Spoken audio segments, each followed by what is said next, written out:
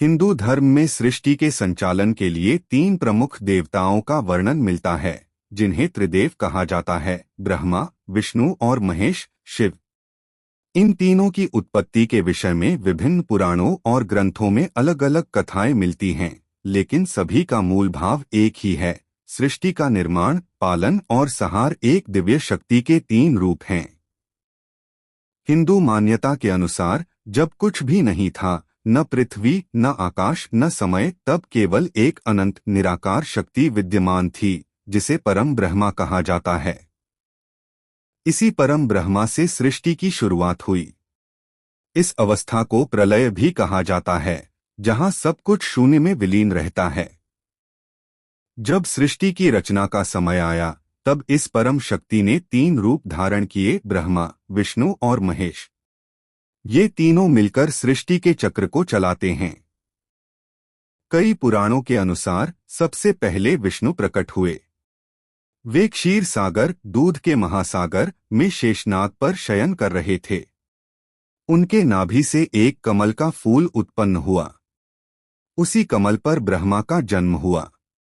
ब्रह्मा जी को सृष्टि की रचना का कार्य सौंपा गया। उन्होंने चारों वेदों का ज्ञान प्राप्त किया और उसी ज्ञान के आधार पर उन्होंने मनुष्य, पशु, पक्षी, देवता, असुर, पृथ्वी, आकाश, जल, अग्नि आदि सभी का निर्माण किया। इस प्रकार ब्रह्मा को सृष्टिकर्ता कहा जाता है। विष्णु का कार्य सृष्टि का पालन करना है। वे संसार में संतुलन बनाए रखते हैं और जब भी पृथ्वी पर अधर्म बढ़ता है, तब वे विभिन्न अवतार लेकर धर्म की रक्षा करते हैं। जैसे राम, कृष्ण, नरसिंह, वामन आदि उनके प्रमुख अवतार माने जाते हैं। विष्णु का उद्देश्य यह सुनिश्चित करना है कि सृष्टि सही तरीके से चलती रहे और धर्म की स्थापना बनी रहे। महेश, शिव को संहार का देवता कहा जाता है, लेकिन उनका संहार नकारात्मक नहीं होता, बल्कि यह सृष्टि के पुनर्निर्माण के लिए आवश्यक होता है। शिव की उत्पत्ति के बारे में कई कथाएं हैं। एक कथा के अनुसार वे स्वयंभू हैं, अर्थात उनका जन्म किसी से नहीं हुआ, वे स्वयं प्रकट हुए। उन्हें आदि योगी और महादेव भी कहा जाता है। एक प्रसिद्ध कथा में बताया गया है कि ब्रह्मा और विष्णु के बीच यह विवाद हुआ कि कौन श्रेष्ठ है। तभी एक विशाल अग्निस्तंभ लिंग प्रकट हुआ, जिसका आदि और अंत किसी को नहीं मिला। यही शिव का अनंत रूप था। दोनों देवताओं ने शिव को सर्वोच्च मान लिया।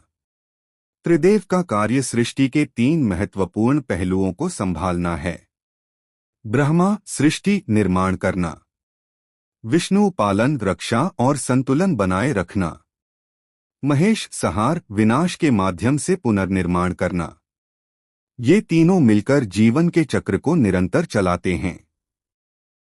यदि इनमें से कोई एक भी कार्य न हो, तो सृष्टि का संतुलन बिगड़ सकता है। हिंदू धर्म में त्रिदेव को अलग अलग देवता मानने के साथ साथ उन्हें एक ही परम शक्ति के तीन रूप भी माना जाता है। इसका अर्थ यह है कि ब्रह्मा, विष्णु और महेश अलग अलग नहीं, बल्कि एक ही ऊर्जा के विभिन्न कार्य हैं। जैसे एक ही व्यक्ति अलग अलग भूमिकाएं निभा सकता है, पिता, पुत्र, शिक्षक, वैसे ही परम ब्रह्मा सृष्टि में अलग अलग रूपों में कार्य करता है। ब्रह्मा, विष्णु और महेश की उत्पत्ति की कथा हमें यह सिखाती है कि सृष्टि एक निरंतर चलने वाला चक्र है: निर्माण, पालन और विनाश। यह तीनों प्रक्रियाएं जीवन के लिए आवश्यक हैं। हिंदू धर्म की यह अवधारणा केवल धार्मिक नहीं, बल्कि वैज्ञानिक और दार्शनिक दृष्टिकोण से भी महत्वपूर्ण है, क्योंकि यह बताती है कि परिवर्तन ही संसार का नियम है। जो उत्पन्न हुआ है वह एक दिन समाप्त होगा और फिर नए रूप में पुनः जन्म लेगा।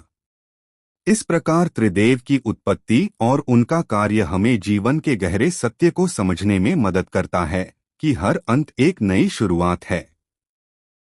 वीडियो को लाइक, शेयर और सब्सक्राइब करना न भूलें। आपके कमेंट हमें और बेहतरीन कंटेंट लाने की प्रेरणा देते हैं।